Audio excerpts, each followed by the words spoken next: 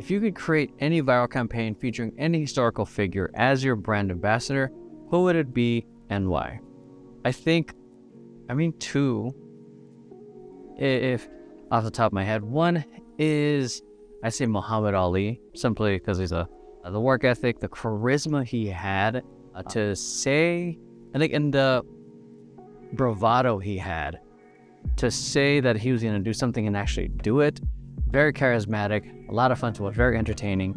And I think that's, especially in my mind, though, in the digital landscape or in this very, very, very noisy world we live in now, I think one of the most important things that you've got to be able to do is be able to captivate your audience, capture the attention, and that as a figure, if you're going to be a brand ambassador, you're going to have some sort of charisma. And I think through his sense of being already, he'll be able to do that.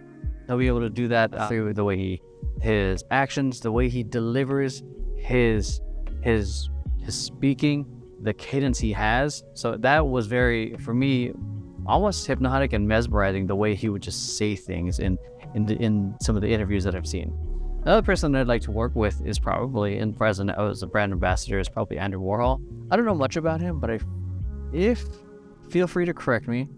Just the way he approached things differently was controversial for many people, but he also popularized a style that many people use now, which is like a very pop art kind of look. So I'd be interested in seeing how, that would be more on a visual medium of, some would say painting, some would say graphic design, whatever it is. But I think on the visual medium, I would like to work with him because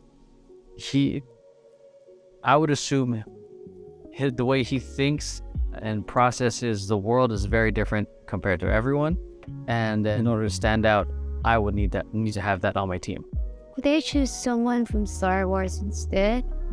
If yes, I would choose Luke Skywalker because he's a Jedi. Having my brand or having a Jedi as an ambassador will mean he's going to use the Force and so around would work, isn't it?